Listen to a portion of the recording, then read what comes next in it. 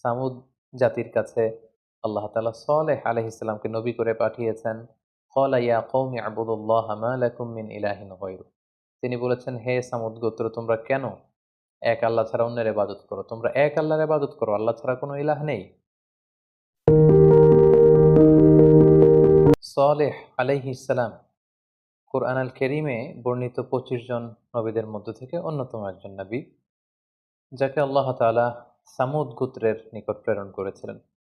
এবং সামুদ গোত্রটি হচ্ছে একটি আরব গোত্র, অর্থাৎ তারা ছিল আরবি ভাষাভাষীর লোকজন। সেই হিসেবে সালেহ আলাইহিস সালাম তিনি নিজেও একজন আরবি ভাষাভাষী প্রফেট বা নবী। সামুদ গোত্রের বসবাস ছিল হিজির এলাকায়, যেটা বর্তমান সময়ে সৌদি আরবের উত্তর দিক থেকে শুরু করে Northern side of the Saudi Arabia until the Jordan border, জর্ডানের বর্ডার পর্যন্ত এই লম্বা স্ট্রেচিং এরিয়াটা, পুরো এরিয়াটাতে, দ্য এন্টার ভ্যাসিনিটিতে এটাকে হেজের এলাকা বলে, এবং সেখানেই সামুদ গোত্রের বসবাস ছিল। আল্লাহ তাআলা সূরা হুদ ইরশাদ করছেন, ওয়া ইলা সামুদা আখাহুম সলিহা। সামুদ গোত্রের নিকট আল্লাহ তাআলা সালেহ আলাইহিস সালামকে নবী করে প্রেরণ করেছেন। এবং সূরাতুল হিজর আল্লাহ তাআলা ইরশাদ করছেন, ওয়ালাকাদ কাযযাবা আসহাবুল হিজরিল মুরসালিন। আসহাবুল হিজর অর্থাৎ হিজর এলাকায় যারা বসবাস করত তারা রাসূলদেরকে অস্বীকার করেছে। এবং হিজর এলাকায় বসবাস করতে এই সামুদ গোত্র। বর্তমানে সৌদি আরবের ওই এলাকাটাকে মাদাইন সালেহ বলা হয়, যেখানে সালেহ আলাইহিস সালামের সামুদ গোত্রের ধ্বংসাবশেষ পাওয়া যায় এবং সেখানে আর্কিওলজিক্যাল সাইট রয়েছে। কেউ কেউ বলছেন এখানে প্রত্নতাত্ত্বিক যেই ধ্বংসাবশেষ রয়েছে এগুলো হচ্ছে নাবাতিন একটা নেশন ছিল তাদের। কোনো কোনো গবেষকদের দাবি যে না, এটা হচ্ছে সামুদ গোত্রের যে ধ্বংসাবশেষ, এটাই হচ্ছে সেই সেই ধ্বংসাবশেষ।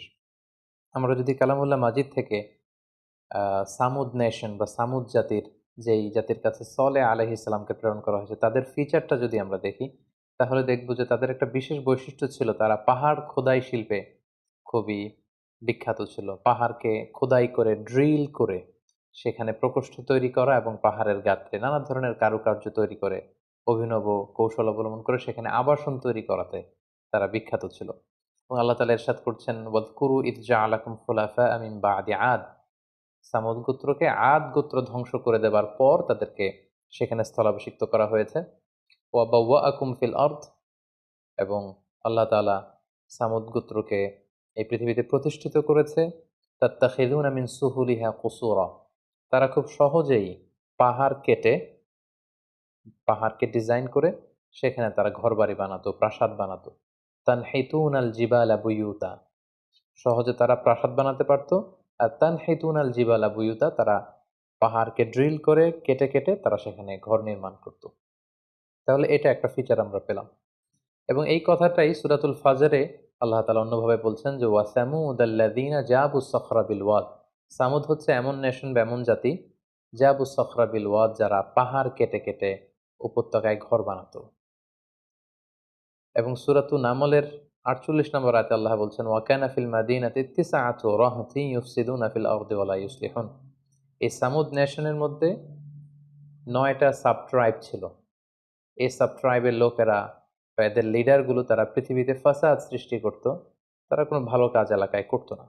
তাহলে বেসিক্যালি এই ৩টি ফিচার আমরা পাই, যে তারা পাহাড় খোদাই শিল্পে পারদর্শী ছিল, পাহাড় কেটে প্রকোষ্ঠ তৈরি করত, এবং পাহাড়ের গাত্রে কারুকার্য খচিত করার অভিনব কৌশল তারা আবিষ্কার করেছিল। বিভিন্ন উপত্যকায় তারা পাহাড় কেটে কেটে আবাসন তৈরি করত। এবং পুরা সামুদ নেশনের মধ্যে ৯টা সাব ট্রাইব ছিল, যারা বেসিকলি পুরো সামুদ নেশনে তারা ফাসাদ সৃষ্টি করতো, তারা কোনো ভালো কাজ করতো না, এবং এরাই বেসিকলি সলেহ আলাইহিস সালামের দাওয়াতের বিরোধিতা করেছিল। এ পর্যায়ে আমরা দেখব যে সাইয়েদনা সলেহ আলাইহিস সালাম, যাকে আল্লাহ তাআলা সামুদ গোত্রের হেদায়েতের জন্য নবী করে পাঠিয়েছিলেন, তিনি কিভাবে দাওয়াত দিয়েছেন। সব নবীদের যেমনি তাওহীদের দাওয়াত ছিল, সলেহ আলাইহিস সালাম ও সামুদ গোত্রের কাছে তাওহীদের দাওয়াত দিয়েছেন। আল্লাহ তাআলা বলছেন, ওয়া ইলা সামুদা আখাহুম সলিহা। সামুদ জাতির কাছে আল্লাহ তাআলা সলেহ আলাইহিস সালামকে নবী করে পাঠিয়েছেন। ক্বালা ইয়া কওমি আ'বুদুল্লাহা মা লাকুম মিন ইলাহিন গায়রু। তিনি বলেছেন, হে সামুদ গোত্র, তোমরা কেন এক আল্লাহ ছাড়া অন্যের ইবাদত করো? তোমরা এক আল্লাহর ইবাদত করো, আল্লাহ ছাড়া কোনো ইলাহ নেই। হুয়া আনশাআকুম মিনাল আরদ, তিনি মাটি থেকে তোমাদের তৈরি করেছেন। ওয়াস্তা'মারাকুম ফিহা, এবং এই জমিনে তোমাদেরকে আল্লাহ জমিনকে আবাদ করার সুযোগ করে দিয়েছেন। ফাস্তাগফিরুহ, তোমাদের কৃতকর্মের জন্য, তোমাদের শিরকি কার্যকলাপের জন্য আল্লাহর কাছে ক্ষমা চাও। সুম্মা তুবু ইলাইহি, আল্লাহর দিকে তোমরা ফিরে আসো।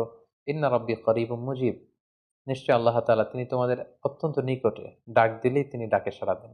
তিনি তোমাদের খুবই কাছে এবং তিনি মুজিব, ডাকলেই তার ডাকে তিনি সাড়া দিয়ে থাকেন। তাহলে এভাবে সব নবীদের দাওয়াতি মিশন ছিল তাওহীদ, আমরা বলেছি। উনিও এই তাওহীদের দাওয়াত সামুদ গোত্রের কাছে পেশ করলেন। সূরাতুশ শুআরার ১৪৩ নম্বর আয়াতে আল্লাহ তাআলা আরো বলছেন যে কিভাবে তিনি দাওয়াত দিতেন সামুদ গোত্রের কাছে। ইয ক্বালা লাহুম আখুহুম সালেহ আলা তাত্তাকুন, তিনি বলেছেন যে হে সামুদ গোত্র, তোমরা কি আল্লাহকে ভয় করবে না? ইন্নী লাকুম রাসূলুন আমিন, আমি আল্লাহ তাআলার পক্ষ থেকে বিশ্বস্ত রাসূল হয়ে তোমাদের কাছে প্রেরিত হয়েছি। ফাত্তাকুল্লাহ, তাই তোমরা আল্লাহকে ভয় করো। ওয়া আতিউন, আর আমি রাসূল হিসেবে আমার আনুগত্য করো। ওমা আসআলুকুম আলাইহি মিন আজর, আমি তো কোনো প্রতিদান তোমাদের কাছে চাচ্ছি না। ইন আজরিয়া ইল্লা আলা রাব্বিল আলামিন, প্রতিদান নেব আমি আল্লাহর কাছে। আতুতরাকুনা ফিমা হাহুনা আমিনিন, তোমরা কি ভাবছো এখন যে আরাম-আয়েশে তোমরা আছো, তোমরা এভাবেই থাকবে, কেউ তোমাদের পাকড়াও করতে পারবে না? ফি জান্নাতিন ওয়া উয়ুন, আল্লাহ তাআলা তোমাদেরকে অনেক বাগান দিয়েছেন, ঝর্ণা দিয়েছেন, নদী দিয়েছেন। ওয়া যুরু', এবং তিনি চাষযোগ্য অনেক জমি দিয়েছেন, ফসল তোমাদেরকে দিয়েছেন। ওয়া নাখলিন তালউহা হাদিম, আর থোকায় থোকায় ডাল ভর্তি খেজুর গাছে খেজুর তিনি তোমাদেরকে দিয়েছেন। অর্থাৎ নাজ নেয়ামতের যত উপকরণ হতে পারে সব তিনি তোমাদের দিয়েছেন।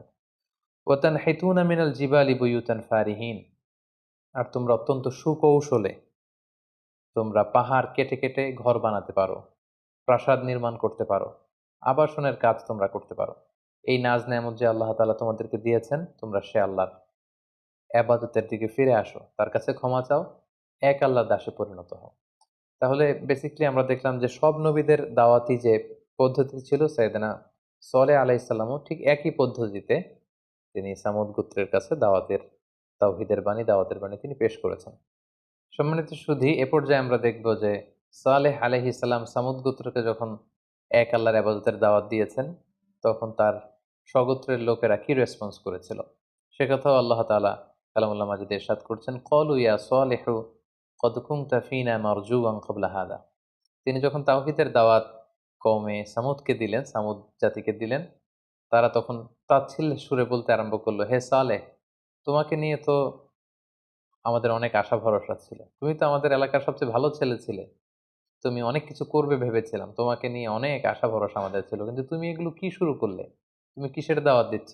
আতানহানা আন না'বুদা মা ইয়া'বুদু আবাউনা, আমাদের পিতৃপুরুষরা যে ইবাদত করত, যে মূর্তির পূজা করত, সেটা থেকে তুমি আমাদেরকে বারণ করতে এসেছো। ওয়া ইন্নানা লাফি শাক্কিম মিম্মা তাদউনা ইলাইহি মুরিব, আর তুমি যে দাওয়াত দিচ্ছ আমরা সে দাওয়াতে বিশ্বাস করি না, আমাদের ডাউট হয়, সন্দেহ হয়, তোমার কথা আমরা মেনে নিতে পারছি না।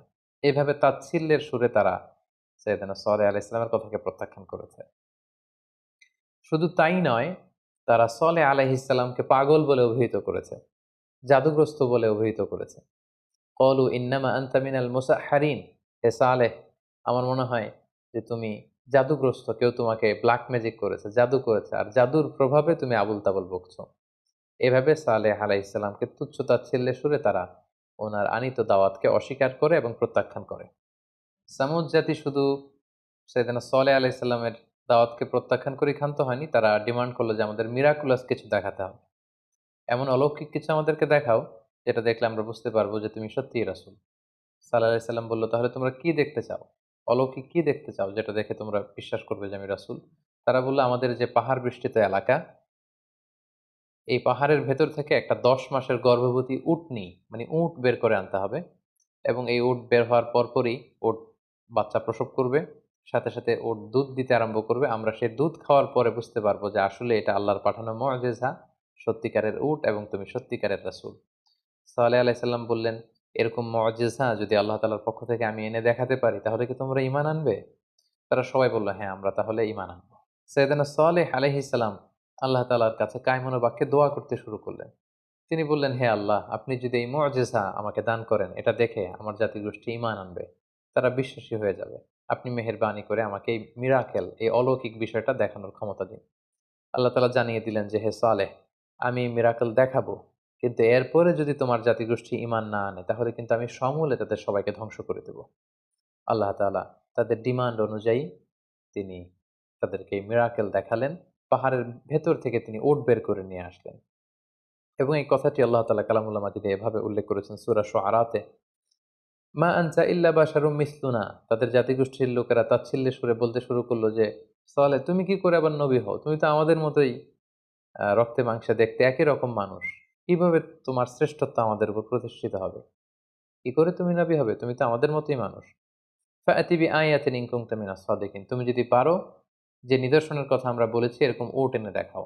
আল্লাহ তাআলার আদেশে হঠাৎ মুহূর্তের মধ্যেই পাহাড় ফেটে বিকট আওয়াজে একটি উটনী বের হয়ে আসলো এবং এসেই মুহূর্তে সেই উটনীটি বাচ্চা প্রসব করলো এবং দুধ দিতে আরম্ভ করলো এবং এত পরিমাণে দুধ দিতে আরম্ভ করলো যে এটা দ্য এন্টায়ার ভিলেজ, পুরো গ্রামবাসীদের জন্য সে দুধ যথেষ্ট হলো। আল্লাহ তাআলা এ ব্যাপারে উল্লেখ করছেন, ওয়া কওমি হাযিহি নাকাতুল্লাহ। সালেহ আলাইহিস সালাম বললেন, এই যে তোমরা মিরাকেল চেয়েছিলে, নিদর্শন চেয়েছিলে, এই হচ্ছে নিদর্শন। এটা হচ্ছে নাকাতুল্লাহ, আল্লাহ তাআলার উট। আল্লাহ তাআলা এই উটকে নিজের সাথে সম্পৃক্ত করেছেন। তিনি বলেছেন এটা নাকাতুল্লাহ, আল্লাহর উট, আল্লাহর পাঠানো বিশেষ উট। লাকুম আয়া, এটা তোমাদের জন্য নিদর্শন, মিরাকেল, মুজিজা হিসেবে আমি আল্লাহ তাআলা দিয়েছি। সাল্লাল্লাহু আলাইহি সাল্লাম বলেন, ফাযারুহা, এটাকে ছেড়ে দাও। এই উটের পথকে কখনো তোমরা আটকাবে না। তাআকুল ফি আরদিল্লাহ, আল্লাহর জমিনে এটা চটে বেড়াবে, খাবে। ওয়ালা তামাসসুহা বিসু, কোনো ক্ষতি সাধন তোমরা করার চেষ্টা করবে না, সাবধান। ফায়াখুযাকুম আযাবুন করিব, তাহলে কিন্তু কঠিন আযাব তোমাদেরকে পাকড়াও করবে। অন্য আয়াতে আল্লাহ তাআলা বলছেন, সাইয়েদনা সাল্লাল্লাহু আলাইহি সাল্লাম বললেন, ক্বাল হাযিহি নাকাতুল লাহা শিরবুন ওয়া লাকুম শিরবু ইয়াউমিন মা'লুম।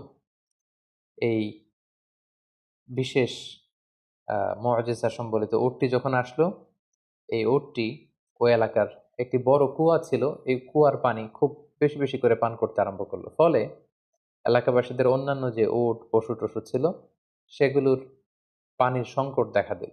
তখন তারা সবাই এসে সালেহ আলাইহিস সালামকে বলল, হে সালেহ, আল্লাহর এই উট তো আমাদের পানি খেয়ে ফেলছে। তখন সালেহ আলাইহিস সালাম বললেন যে, লাহা শিরবুন ওয়া লাকুম শিরবু ইয়াউমিন মা'লুম। তাহলে তোমাদের জন্য আমি পানি খাওয়ার টাইম স্কেডিউল করে দিচ্ছি। একদিন আল্লাহর এই বিশেষ উট পানি পান করবে, আরেকদিন তোমরা পানি পান করবে। কিন্তু খবরদার ওয়ালা তামাসসুহা বিসু, কোনো ক্ষতি এই উটের করবে না। তাহলে তাদের যে ডিমান্ড ছিল পাহাড়ের ভেতর থেকে উট বের করে নিয়ে আসা, উট সাথে সাথে ১০ মাসের গর্ভবতী উট বের হয়ে বাচ্চা দেওয়া, সেটাও দিয়েছে, দুধ দিচ্ছে। এবং এই দৃশ্য দেখে সামুদ গোত্রের অনেক সংখ্যক লোক তারা ঈমান এনে ফেলল।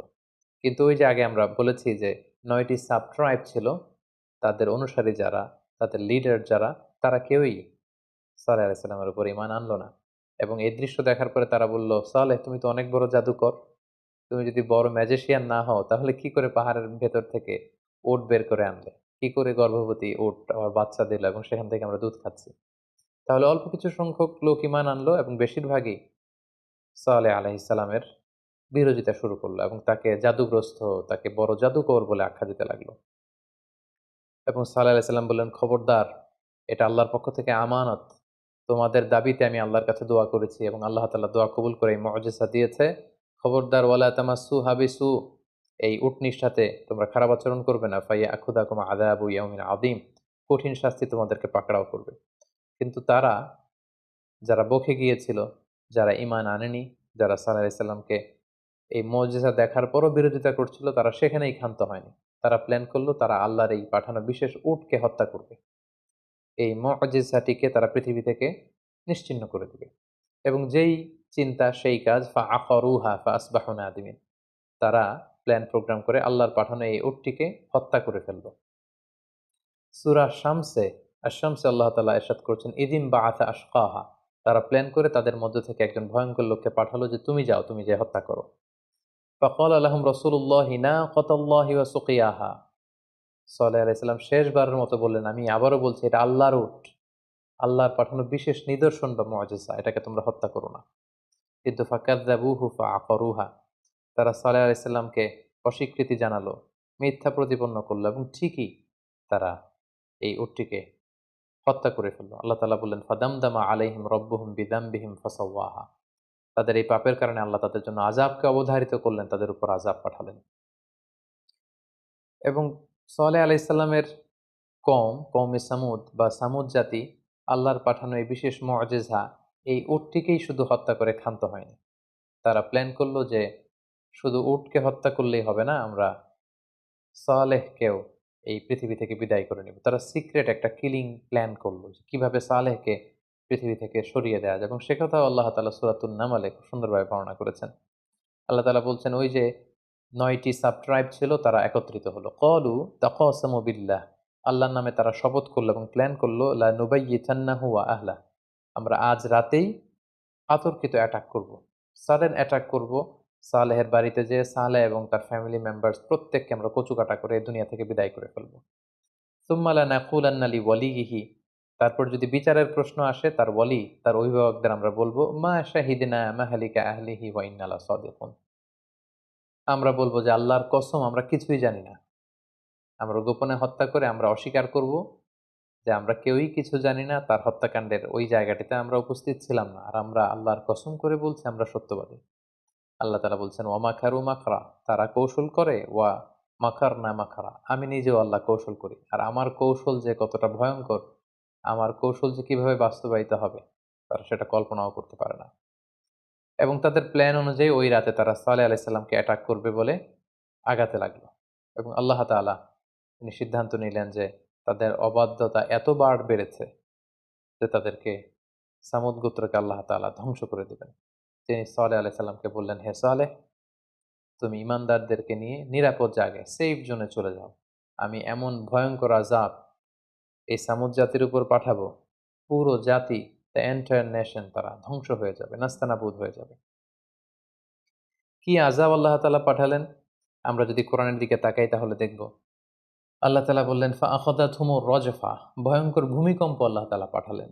ডেঞ্জারাস আর্থকোয়েক, মুহূর্তের মধ্যে পুরো সামুদ গোত্র প্রচন্ড এক আওয়াজে কেঁপে উঠল, মারাত্মক ভূকম্পন শুরু হয়ে গেল। ফাআসবাহু ফি দারিহিম জাসিমিন, এবং প্রচন্ড ভূমিকম্পে তারা যে যেখানে ছিল তাদের প্রত্যেকের ঘরে উপুর হয়ে পড়ে গেল। এবং সূরাতুল কমর আল্লাহ তাআলা বলছেন যে শুধু ভূমিকম্পই ছিল না, ইন্না আরসালনা আলাইহিম সাইহাতান ওয়াহিদা, একটা বিকট চিৎকারের ব্যবস্থা আমি করেছিলাম।